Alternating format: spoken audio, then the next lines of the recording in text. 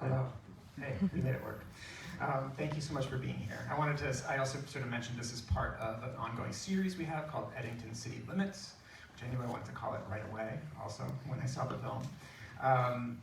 And I've been very excited to show this, and to watch it, and to be here with an audience, and to talk to you about it. So it seems like, I don't know if you could tell from when you're standing back there, but just most people here have seen Eddington. So I think it's pretty okay to venture into, specific or maybe even spoiler territory with Eddington. But I'd like to keep some Nashville secrets to us, if that's okay. But if we could just start. I really was feeling Nashville when I watched Eddington for various reasons. Was the film an actual inspiration for Eddington? Well, I think it's just, I love this film, and it's in my system, and I don't think I realized it felt like a sort of a sibling until I was getting ready to make it. And I like to screen films for crew before we make things, just to get people in the spirit of whatever we're doing. And I had a few films I wanted to screen, and I only ended up screening 2, and those were Nashville and Last Picture Show.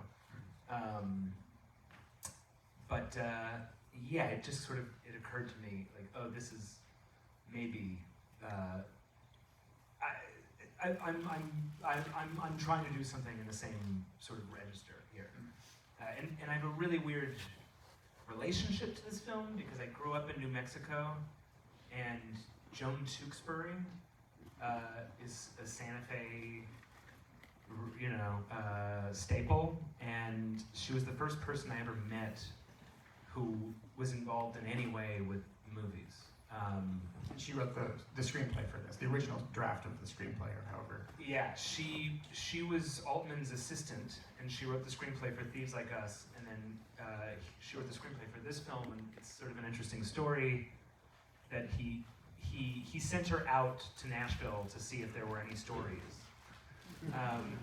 And she came back with just the story of her trip. Like, her trip began with a traffic jam, and you'll see that starts the movie.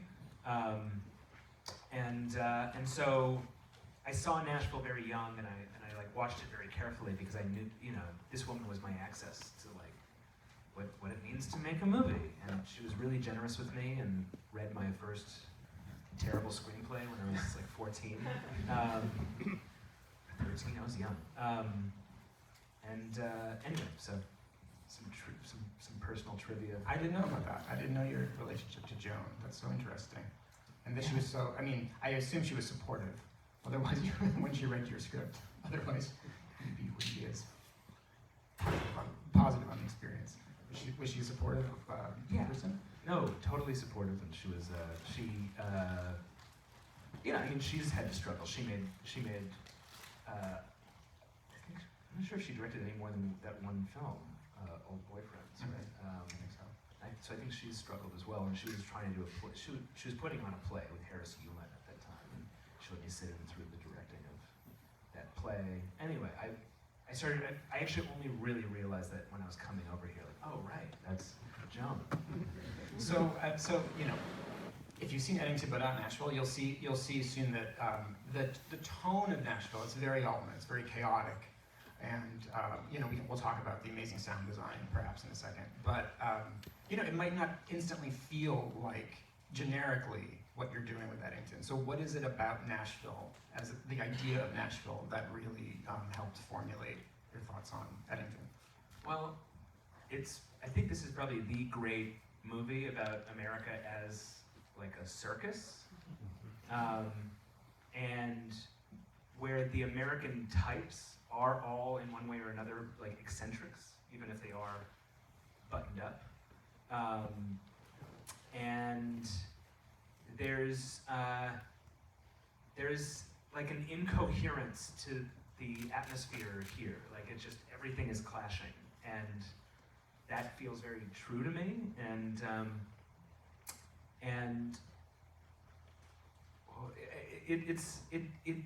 it's a pretty irreverent film. There's a lot of love in it, because he loves actors and he loves people, what we were talking earlier about the fact that the film was kind of dismissed. His early films were dismissed as being like cynical. You said misanthropic. Yeah, there's always this question about filmmakers like the Coen brothers or Altman. Often in the moment, critics try to tag them as like, this is too cynical, this is too misanthropic, and I know you probably don't deal with that perhaps with critics as well. Mine are more obviously misanthropic. And I guess it's true that his, Long Goodbye is really, really cynical, and you could say that about McCabe and Mrs. Miller, which is another film that was sort of a reference for Eddington. And you were talking about what he did with, what he did with the sound design, which is he was the first filmmaker to basically use. I'm not sure if he was the very first, but I think he was. He's sort of the pioneer of this, like the lavalier mics where everybody is mic'd. So you have like, in some cases, like 20 different.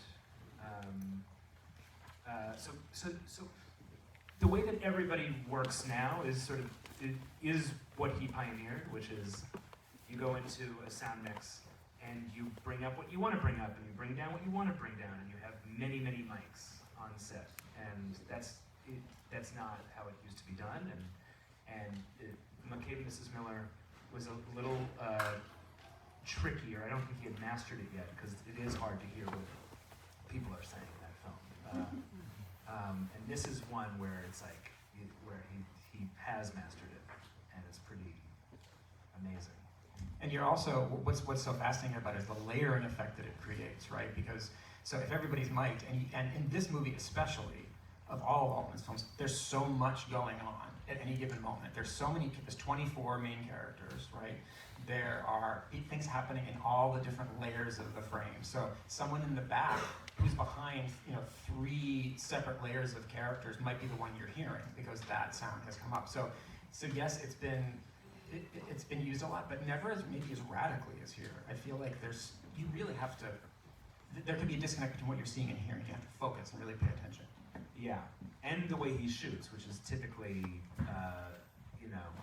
like one master that zooms in or out, but everybody is in the same shot. Nobody really knows who is the focus of any given shot, so they're all acting, and they're all behaving as though they are the focus.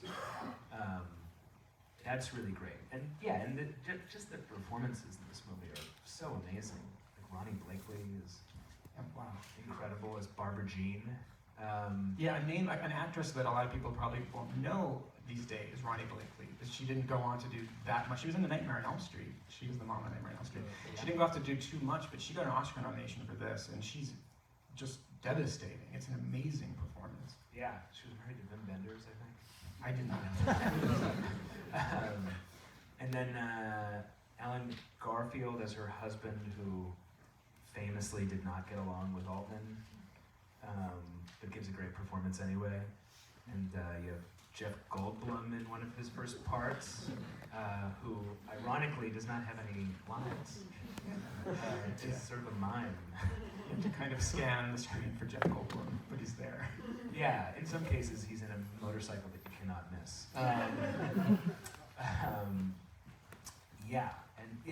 And I think this was the first time he had worked with Lily Tomlin, and she's incredible. And a part that I think that was supposed to go to Louise Fletcher, who did actually have deaf sons. It'll make sense when you watch the film. Lily Tomlin learned sign language for the role. Yeah, she's amazing in it. And Ned Beatty as her bumbling husband, the great bumbler, Ned Beatty. Deliverance's own great bumbler. That's right. He does more than bumbling in Deliverance. He makes other sounds.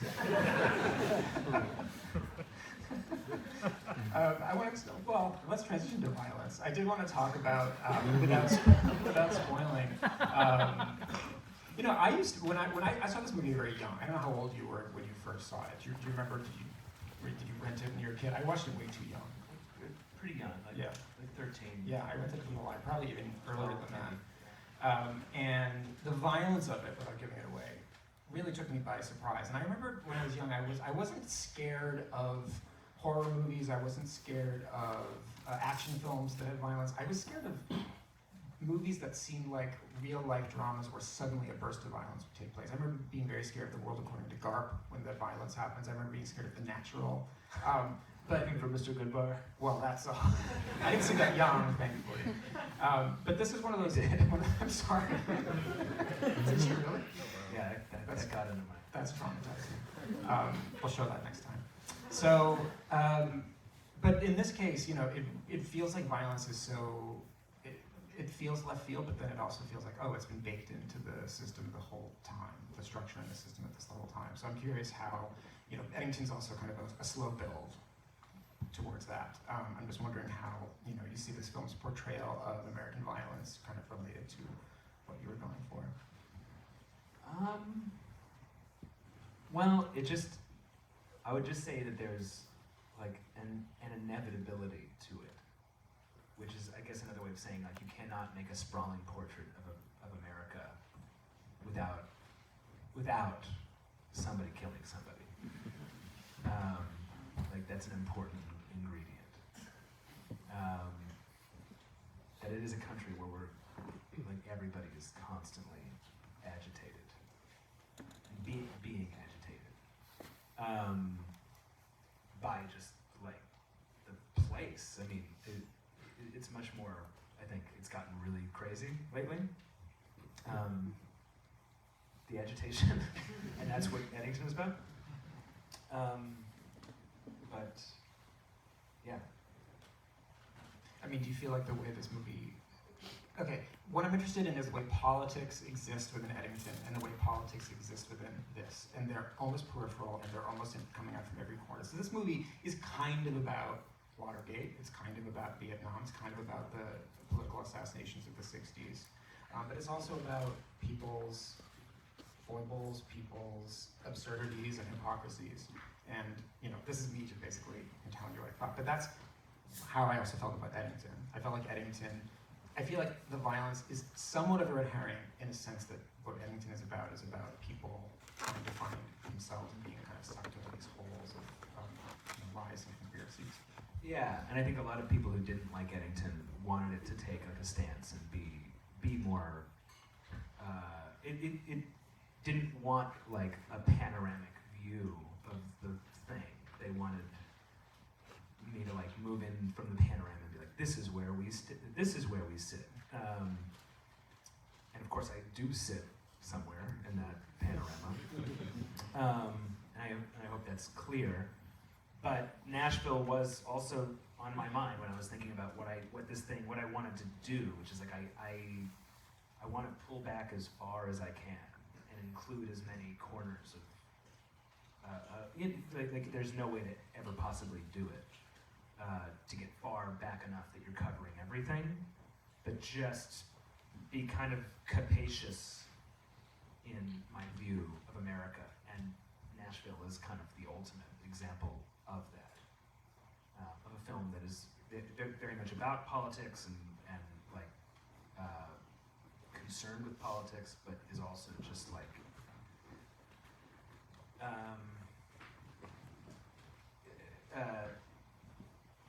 not sure if the word is like generous, like kind of dizzying, just yeah, it's a miasma, and so how do you make a coherent movie about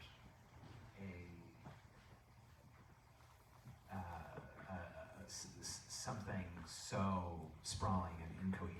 An idea of a place, right? That's what I feel like from the very beginning. This movie announces. It actually announces. I love the opening of this film. It comes on like it's announcing a commercial. It announces that it's about an idea of America. It might not be the America that every single person recognizes in the audience, but this is about the idea of America, whether that's the American experiment itself or how we have come to understand America.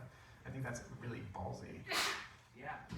Yeah, the opening is amazing. Yeah, the opening credit sequence might be the great credit sequence. Do you have a favorite sequence in general? There's so many. There's so many sequences. like when you think of this movie, does your mind, aside from maybe like the ending or the opening, what does your mind I think go? about the striptease scene, which is Yeah. really heartbreaking. I think about the ending. The ending is probably the first thing that comes to mind. I think about, is it Henry Gibson? Yeah, Yeah, Henry Gibson. I think about just Henry Gibson's like ridiculous thing. He's amazing. The movie opens with him singing "We Must Have Done Something Right" to last 200 years. Just you know what I'm talking about. Haven Hamilton is a country western star. Yeah. Horrible person. But just great, just like this like little pipsqueak. Yeah, no, it's just the sprawl that I guess I think of first, and that you get to know all these people without really there being any story or exposition.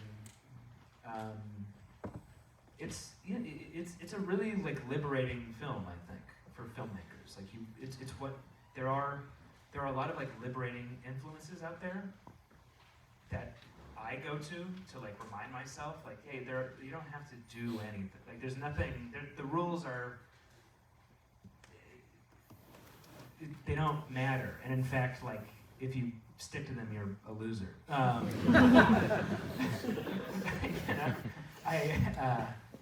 And so this is a film that's not doing anything that you're supposed to, and it's absolutely mesmerizing for almost 3 hours. And like many great films that we still talk about to this day, it wasn't exactly a huge hit when it came out. It had a lot of, it had some good reviews. Pauline Kael, who was a big Altman champion, really went to bat for this. She saw an early cut and she said the great film of all time is about to come out. And so she maybe was a little... Right, she did that a lot in the 70s, yeah. Like Last Tango in Paris, like, you know, nothing has or ever will be made that is equal to this, which is ridiculous. And she did that for McCabe. I think, yeah, with McCabe and Mrs. Miller, she campaigned to save it and didn't. And then with this one, Altman brought her in early, which is a good trick if you want to, if you want to win over a film critic. Maybe I should do that. Bring them in really early. We'll get Brody in there. Next time. I don't think you could ever turn that around, I'm sorry. Let's give Brody and Manola a call. I'm going to show this thing to you 5 months before anybody else. You genius. Hey, I mean, take it from Altman, take it from De Palma. Yeah. She was there from the beginning for all of it. That's right. But my point being, it came out and still, you know, critics had a certain amount of pull back then, but Nashville still, it took a while for it to really catch on as one of the greats. It was not a blockbuster, as they say. It was, you know, this was also, let's say, this is a Paramount film. What you're about to watch is a major studio production. These are the kinds of films that studios were making back then, which is, I guess, kind of sad, right? Thinking about this movie would never, ever get made now. We're going to do 24 characters. We're going to basically take over a town or a city, and we're going to, you know, see what happens. We're going to be easy. We're going to look. They would get together and look at the rushes every day and get high, and they'd say, "Oh, that scene's cool. That scene's cool. As long as it all coheres, we'll make a fucking movie." Yeah, until I guess Jaws, Star Wars, and then Heaven's Gate. This was the same year as Jaws. Yeah. Also a complete masterpiece. Yeah. Absolutely. So you have the two sides of the same coin. Well, we really need to start the movie. I think we've been talking a while. But any last words? Anything you want people to look out for? I always love, you know, when you're watching a movie and seen it before. Is there something you want people to pay attention to? Something that you found particularly inspiring? A scene or performance, a shot. No. I'm trying to think. I mean, Shelley Duvall is insane in this. Like, I mean both great and insane. It's a crazy, such a crazy character. Yeah. I think I remember her as only wearing rollerblades, but or roller skates, but I don't know. I got a pig. Yeah. You'll see she has the very long socks, like the knee-high socks, and she has an amazing array of different outfits. And her name is L.A. Joan. That's the character's name. Short shorts. She's like a total. Oh yeah, no, that's a very funny character because she's visiting her dying grandmother and just could not care less. It's really funny. We'll write that character now. Besides you. Well, Thank you so much for being here. We're going to watch the film. Very excited to watch it because it's one of my faves as well. So thank you, Ari, for being here, and come back for more films in this series. A lot of great ones coming up. thanks for being here.